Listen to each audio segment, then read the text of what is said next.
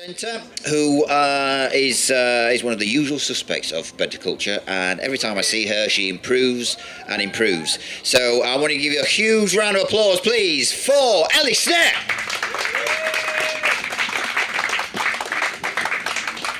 Hi everyone, everyone who's outside come in because I'm going to talk about fashion. People like clothes, come in. Okay, I'm good.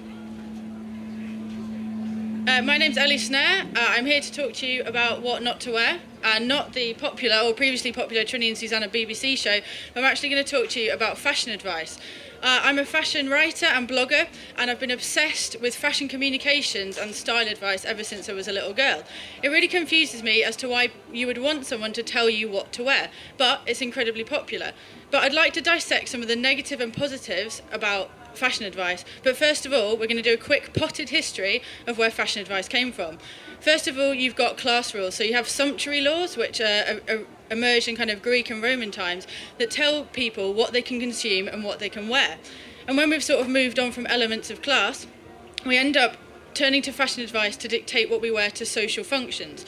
So you know what to wear to a tea, to a dance, to a ball, to watch a series of Downton Abbey, which is your pyjamas. But obviously these are only open to people who have the money to go to these functions. And after you've got those social events, you move on to the world of work. So as more and more people start to go to work and we have less things like the aristocracy, we get phrases like blue-collar worker and white-collar worker, the clothes that denote the job that you do and the sector that you're in. And after we've looked at work, age and gender become more and more important in defining what we're allowed to wear. So you're only allowed to wear certain things if you're young and certain things if you're old. And eventually, when we think that we've eradicated all these things, class, working lifestyles, all these different social niceties, we come back onto the main fashion advice point, which is beauty. You can only wear certain things if you're pretty, or if you're ugly, or if you're fat, or if you're thin. As you can see, there's a lot of different elements that draw into fashion advice, and it's no wonder then that people are confused. Fashion advice presents itself as gospel, but it's actually just advice based on a set of cultural norms and social niceties that might not even be applicable anymore. So actually, is it any good? Is there anything about fashion advice that we can take and use? Because people do really love it. And I do think there are some gems in fashion advice, the rare ones, few and far between, that are really helpful. The best sort of fashion advice will save you time and it will save you money, but most of all, it will help you feel confident. It will dissect terms like business casual, which no one really understands anyway, and it will help you feel proud about the way that you want to dress. And of course, if you do buy a leather jacket, your life will be 100% totally awesome. But there's lots of negative things about fashion advice too. It's incredibly transient.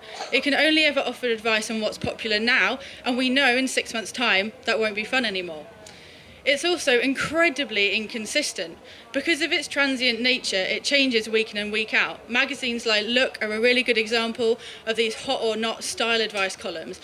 And this issue, it's the dress issue. So next week, are we going to be into trousers? It's also incredibly inarticulate.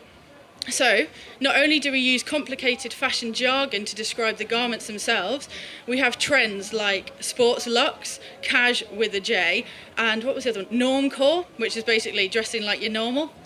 These terms are really difficult to decipher if you don't know what they mean. It's also very body negative, so it suggests that only certain people can wear certain things, and certain garments are the remit of only thin or tall or pretty or curvy people. And finally, the biggest thing for me is it's inexpressive. Gokwan puts a woman in a pencil skirt and a waist belt and he thinks it's a revolution.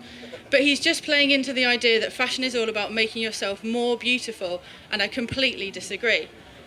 So, as you can see, fashion advice talks a lot about what not to wear, not what not to do.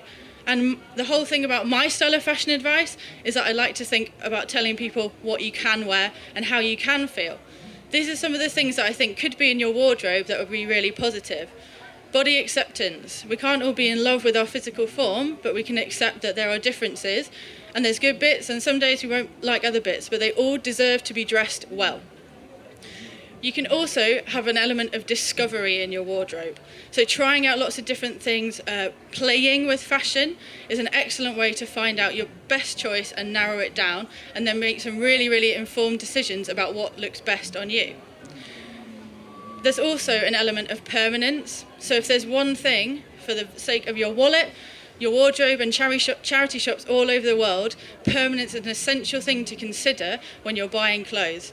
The better clothes are, the longer they'll last and the more you'll wear them.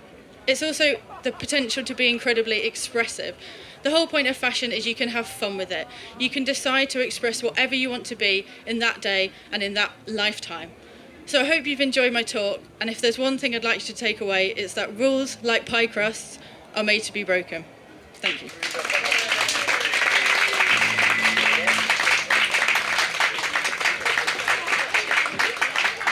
Ellie Snare, ladies and gentlemen, and it's still Ellie. She's still excellent, yes.